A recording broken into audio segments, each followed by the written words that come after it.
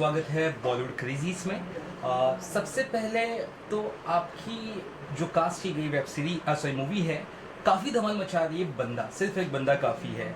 सबसे पहले आपको उसके लिए कॉन्ग्रेचुलेशंस। Thank you. जर्नी कैसी रही बंदा की मैं जानना चाहूँगा, क्योंकि मनोज बाजपेयी के किरदार को लेकर लोग बहुत तारीफ कर रहे हैं और जो गॉडमैन का जो किरदार है उसकी भी काफ़ी तारीफें हो रही है। और मैं अभी ट्वीट देख रहा था, काफ़ी हमारे जो डायरेक्टर है एक बहुत बड़े, उन्होंने भी काफ़ी तारीफ की है, मिलाप जावेद सर ने जी, जी, भी। जी। क्या कुछ कहना चाहेंगे सर आप? अ, पहले तो आपको बहुत-बहुत धन्यवाद मुझे यहाँ बुलाने के लिए। उसके लिए मतलब मनोज सर और मतलब उनके लिए तो क्या ही कहना है। मतलब वो तो again he is a great actor, again अपने आप में एक इंस्टीट्यूशन है उसको। और मुझे बहुत मज़ा आया, मतलब मुझे बहुत, मैं ब्लेस्ड हूँ उनके साथ काम करने में, उनकी फ़िल्म को कास्ट कर पाया। और जो कि गॉडमैन जो प्ले कर रहे हैं, जिनका नाम है सूर्य मोहन कुलश्रेष्ठ, जो कि लखनऊ से हैं। और हमने उन्हें लखनऊ से हमने उनको कास्ट किया। और वो थिएटर डायरेक्टर हैं, वहाँ पर वरिष्ठ रंगकर्मी हैं, वहाँ पर वो थिएटर डायरेक्ट करते हैं और कुछ कुछ फिल्मों में काम करते हैं। उनका शौक सिर्फ़ और सिर्फ रंगमंच को समर्पित है। तो पर मैं ब्लेस्ड हूँ कि मैं उनको ढूँढ पाया और मैं उनको कास्ट कर पाया। और उन्होंने बेहतरीन काम किया और वो बिल्कुल उस रोल को सूट कर रहे हैं। और जिस तरीके से हमने विज़न किया था, जिस तरीके से हमने विजुलाइज़ किया था, तो ये काफ़ी जर्नी रही। और मतलब बाबा को ढूँढना भी उस रोल के लिए काफ़ी आसान नहीं था। मतलब बहुत लोग हम लोगों ने देखे। और बट डेफिनेटली फिर ये आया कि हम लोग एक ऐसे बंदे को कास्ट करते हैं जो बिलीवेबल लगे। तो इस तरीके से हम लोग आगे, हमारी जर्नी पूरी हुई उनको कास्ट करने की। मैं जानना चाहूँगा कि कुछ पास्ट वर्क ने भी काफ़ी खलबली मचाई थी, जैसे कि असूल था जी, और उसके अलावा काली काली आंखें। जी, मैंने ये दोनों देखा था, मुझे काफ़ी बढ़िया लगा था। जी, कास्टिंग में इसमें काफ़ी सरप्राइज था कि यार किसने कास्टिंग की होगी। जी। मुझे खुशी है कि आपने ऐसी ऐसी वेब सीरीज़ और फिल्मों की कास्टिंग की है जो बहुत ही एक नया फील लेकर आती है, जो बहुत इंपॉर्टेंट है आज के टाइम में। मोनोटोनस नहीं लगता जी, है नए एक्टर्स। जी। ये कैसे आपके मन में ख्याल आया? जी, मतलब मैं ब्लेस मानता हूँ अगेन कि मुझे ऐसे काम मिले जहाँ पर मैं अपनी रिसर्च के थ्रू और मैं अपने उसके थ्रू मैं लोगों को, नए-नए लोगों को कास्ट कर पाऊँ। मैं पैटर्न ब्रेक कर पाऊँ। मेरे पास भी ऐसे प्रोजेक्ट्स आए हैं जो मैंने कभी मोनोटोनस थे ही नहीं। मैंने जैसे कि मैंने सेक्रेड गेम्स 2 किया, जी। या मैंने लिटिल थिंग्स सीज़न 3 किया। अगेन दोनों में बहुत डिफरेंस है। फिर मैंने ये काली काली आँखें किया, जी। दहन किया, दोनों में बहुत डिफरेंस है। हाँ, हाँ। तो मैंने बहुत सारे ऐसे शोज़ किए हैं जो डिफरेंट डिफरेंट पैलेट्स के हैं और डिफरेंट डिफरेंट तरीके के एक्टर्स उसमें चाहिए। तो और मैं अगेन, क्योंकि ये है आपका हार्ड वर्क जो है कि नए नए एक्टर्स के साथ काम करना, जो आपके डायरेक्टर का विजन है उसको आपको पूरी तरीके से उस पर क्या कहते हैं, खरा उतरना, जो कि बहुत अच्छा है। और आई थिंक मुझे लगता है कि वो सब चीज़ों से हम आगे बढ़ रहे हैं और मुझे वैसे ही कुछ चीज़ों पे काम करने का मौका मिल रहा है। जैसे कि बंदा है, मतलब अच्छे प्रोजेक्ट्स, अच्छे कंटेंट, अच्छे लोगों के साथ काम करना अपने आप में बड़ी बात होती है। तो क्योंकि आगे मैं इस इंडस्ट्री से नहीं हूँ जब मैं आया था, जी।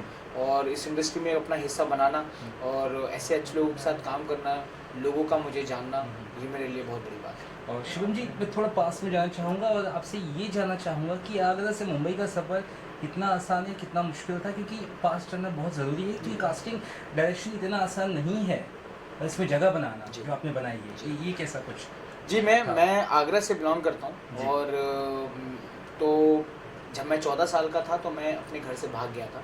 और मैं बहुत ऐसे फ़िल्मी मेरा रहा है सीन कि मैं कैसे भागा हूँ घर से चिट्ठी लिख के, और ये सब रहा है। बट कट्टू मैं दिल्ली पहुँचा और दिल्ली में मैंने अपनी थिएटर की जर्नी चालू की और मेरा पहला नाटक हुआ इंडिया हैबिटेट सेंटर में। तो मेरे रोंगटे खड़े हुए कि यार ये दुनिया क्या है, क्योंकि मुझे इस दुनिया के बारे में नहीं पता था। और थिएटर से मैं रूबरू हुआ और मैं उस थिएटर में एक्सप्लोर करना शुरू किया मैंने। और फिर मुझे लगा कि यार ये कुछ अलग है, तो मैंने थिएटर करना शुरू किया और मैंने अपनी पढ़ाई वहाँ से शुरू की। अच्छा। तो रेगुलर मैं पढ़ाई करता रहा और थिएटर करता रहा और चलता रहा जीवन। और क्योंकि थिएटर में अगेन पैसे नहीं होते थे उस वक्त, मैं ब्लेस्ड हूँ कि अगेन मैं वहाँ पर बहुत अच्छे डायरेक्टर से काम कर पाया। रॉबिन दास जी मेरे गुरुजी रहे हैं, और राम गोपाल बजाज एंड बहुत सारे लोग, और नुक्कड़ करता रहा। उस वक्त क्या हुआ कि पैसों की ज़रूरत थी, तो मतलब हमारे मित्र थे, तो मेरे को 200 रुपये मिलते थे, कैमरा पकड़ता था मैं, या किसी का कोई हो गया तो पैसे की ज़रूरत होती थी। तो हमारे मित्र हैं एक हमारे, तो उन्होंने मेरे को बोला कि यार कास्टिंग करेगा, तो उन्होंने बोला कि हाँ मैं मतलब कर सकता हूँ, तो उन्होंने बोला कि 6,000 रुपये मिलेगा। मैंने बोला आप जो भी करना है मुझे बताइए, मैं करूँगा। उन्होंने मुझे स्क्रिप्ट भेजी और मैंने पढ़ना शुरू किया, तो मैंने ये जाना कि यार ये कितनी एक इम्पोर्टेंट चीज़ है कास्टिंग, क्योंकि फिल्म नहीं बनी है बट मेरे पास पहले स्क्रिप्ट आ चुकी है, और तो मतलब आप एक इम्पोर्टेंट आदमी हो, है ना। बहुत और तो मैंने वो एक्सप्लोर करना शुरू किया, मैंने ऑडिशन करना शुरू किया, को एक्ट करना शुरू किया, मुझे बहुत मज़ा आने लगा। और तो मुझे लगा यार मैं एक्टर तो रहूँगा लाइफ टाइम, क्योंकि कास्टिंग डायरेक्टर का होना, बहुत अच्छा एक्टर होना भी ज़रूरी है, समझदारी होना बहुत ज़रूरी है। तो मैंने उसी वक्त मैंने सोचा कि मेरा प्रोफेशन अब एज अ कास्टिंग डायरेक्टर मैं करूँगा और मैं इसमें आगे बढ़ूँगा। एंड मैं 2015 में बॉम्बे आया और मैं ये सोच के आया था, जब मैं पहली बार ट्रेन में चढ़ा था वहाँ से, कि मैं कास्टिंग डायरेक्टर ही बनूँगा वहाँ से। लोग बहुत सोच के आते हैं कि ये करेंगे फिर यहाँ पर आके चेंज हो जाते हैं, पर मेरा कोई सिद्धांत नहीं था ऐसा, मैं वही था और वैसे ही चला मेरी लाइफ। मैंने अपनी जर्नी को मैंने वहीं से शुरू किया और आई एम ब्लेस्ड कि मुझे अच्छे लोगों के साथ काम करने का मौका मिला। मुझे लोगों ने मेरे पे विश्वास जताया, मेरे पे ट्रस्ट किया, मेरे पे बिलीव किया कि ये अच्छा है, इसके साथ इसको रख लेते हैं टीम में।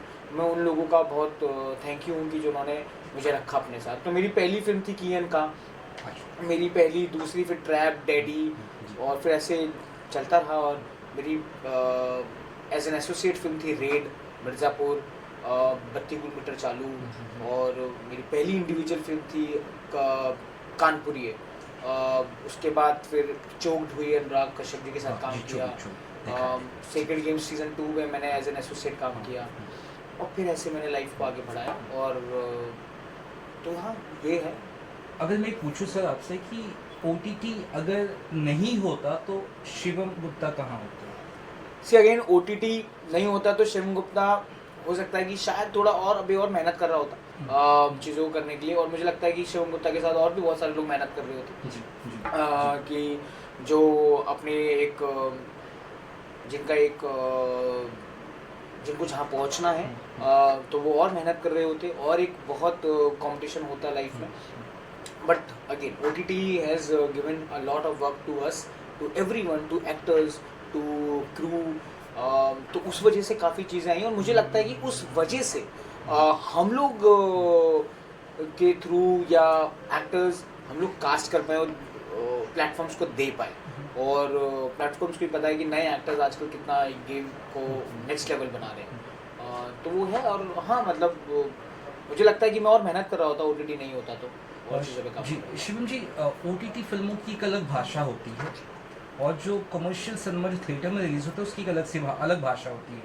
अमूमन आजकल हम ये देख रहे हैं, ऐसा लगता है कि इसे ओटीटी पे जो फिल्म आनी चाहिए वो थिएटर में आ रही है, और जो थिएटर में आनी चाहिए वो ओटीटी पर आ रही है। तो क्या लगता है, आप समझ रहे हैं मेरा सवाल, तो क्या लगता है कहाँ कुछ गलत हो रहा है, क्योंकि ऑडियंस थिएटर में भी नहीं जा रही है? जी जी। हाँ, ये सवाल मैं आपसे इसलिए कि आप बहुत बारीकी से जानते हैं सब चीज़ें। जी मैं इसमें यही कहूँगा कि बहुत अभी इस वक्त बहुत टफ कंपटीशन है, और हम सबको पता है कि फिल्में नहीं चल रही हैं थिएटर्स में, चाहे हमारे बड़े एक्टर्स हों, जो हमारे स्टार्स हैं, वो करो, क्योंकि ऑडियंस बहुत स्मार्ट हो चुकी है, और उनको प्री कोविड और पोस्ट कोविड बहुत सारी चीज़ें बदल गई हैं एज अ व्यूअर ऑल्सो, है ना। तो मैं भी अगर व्यूअर हूँ तो मुझे भी लगता है मुझे ये फिल्म नहीं देखनी है ना। तो OTT पे क्योंकि सबके पास एक्सेस है, और सबके पास इतना अच्छा प्लेटफॉर्म पे इस वक्त इतना अच्छा चीज़ें आ रही हैं, तो लोगों को लगता है कि यार ये बहुत सही है। जैसे लोग बात कर रहे हैं कि बंदा को थिएटर पे आनी चाहिए, बंदा क्यों नहीं आई थिएटर पे, वो कितना अच्छा काम करती। बट अगेन क्योंकि एक इतना रिस्क टेकिंग बिजनेस है ये, कि बात नहीं पता होता है। बट होपफुली बंदा भी थिएटर्स में आएगी नियरली, कुछ चीज़ें हैं, तो लेट्स सी, फिंगर्स क्रॉस्ड। और पर हाँ रिस्क टेकिंग चीज़ें हैं, और मतलब मुझे लगता है कि अब आने वाले टाइम में मुझे लगता है लोग रिस्क लेंगे अब। और ऐसा कई अमूमन होता है कि मैंने नोटिस किया है कि बड़ी बड़ी फिल्मों में या फिर छोटी छोटी फिल्मों में करेक्टर आर्टिस्ट बहुत सही कास्ट होते हैं, लेकिन जो लीड एक्टर है वो कहीं ना कहीं नहीं डुबा देता है कई बार। तो ऑफकोर्स कास्टिंग डायरेक्टर को तो उसका इल्म होता है। ऐसे में क्या कभी ऐसा ब्लेम हुआ है आप पे कि भाई आपकी कास्टिंग सही नहीं है, या ऐसा कुछ? हाँ, बार- मतलब होता है, बिल्कुल होता जी। है, मतलब कि यार उसने अच्छा किया, उसने नहीं अच्छा किया, यार वो ले लिया होता तो ऐसा हो जाता। तो अक्सर ये तो ब्लेम गेम चलता ही रहेगा। और बट क्योंकि क्या होता है कि फिर भी मैं ये कहूँगा कि फिर भी हम लोग प्राइमरी कास्ट जो होती है हमारी, जो उस वाले स्पेस में, वो हम फिर भी कर लेते हैं। बट क्योंकि बहुत सब बार ऐसा होता है कि जो हमारे और भी कैरेक्टर्स होते हैं जो नीचे होते हैं, जो 1 डे 2 डेज होते हैं, उसमें बहुत लोग अच्छे से काम नहीं कर पाते, जो मुझे लगता है वो बहुत इंपॉर्टेंट हो जाता है उस पे कास्ट करना, क्योंकि मुझे लगता है कि वो पूरी फिल्म आपको चला रहे हैं और उससे काफ़ी सारी चीज़ें लेयरिंग है। मेन एक्टर भी उससे काफ़ी लेयर्ड रहता है, तो यस वो सब चीज़ें हैं। तो शिवम गुप्ता जी, आगे क्या कुछ हम आपसे एक्सपेक्ट कर सकते हैं? हम चाहते हैं कि आपका नाम ऐसे ही रोशन हो और ऐसे ही कई सारे बंदे या किसी फिल्में आप लेकर आए। क्या कुछ कहना चाहेंगे आप जी, आगे? आप लोगों की ब्लेसिंग्स रहेगी तो बिल्कुल ऐसे ही चलता रहेगा। और मेरा अगला प्रोजेक्ट है असुर 2, जी। जो कि जियो सिनेमा पे आ रहा है। और मैं उसके लिए भी बहुत ग्रेटफुल हूँ कि मुझे वो प्रोजेक्ट मिला। देन अगला है मेरा नित्या मेहरा जी के साथ, नित्या मेहरा है, सुधांशु सरिया जी के जी। साथ मेरा अमेजोन के लिए एक शो है। जी। और उसके बाद एक और शो है जो मैं फिल्म कर रहा हूँ, सीरीज़ कर रहा हूँ नेटफ्लिक्स के लिए। एक फिल्म और है जो मैं कर रहा हूँ जियो के लिए, जो जिसके डायरेक्टर है विनोद कापड़ी जी। तो ये जर्नी है, और मैं थोड़ा सा मैं अपना डायमेंड चेंज कर रहा हूँ, जो मैं प्रोड्यूस भी कर रहा हूँ, और कुछ शॉर्ट फिल्म्स मैंने प्रोड्यूस की हैं। और तो ये कुछ आपको देखने को मिलेगा। ऑफ कोर्स मुझे पूछना ही चाहिए, लेकिन मैं पूछूंगा कि जाते हैं दर्शकों क्या कहेंगे, स्पेशली वो एक्टर्स जो बड़ी एक्टर्स हैं, कुछ करना चाहते हैं इंडस्ट्री में, क्या मैसेज रहेगा? क्योंकि बहुत लोग बिना सीखे जी। आते हैं, बॉडी बना के आते मैं हैं। बस यही कहना चाहूँगा जी। बडिंग एक्टर्स को कि देखिए बहुत कंपटीशन तो है ही है, पर इस वक्त बहुत मैजिक टाइम है। आपको हार नहीं मारनी है, बस अपनी आप प्रैक्टिस आप करते रहें, और आपको अपने पे भरोसा है और आप कॉन्फिडेंस है, तो चीज़ें हम आपके लिए हैं और आप हमारे लिए हैं। तो आप अपना काम करते रहें, हम आप तक रीच आउट कर लेंगे। Thank you so much. बहुत शुक्रिया, बहुत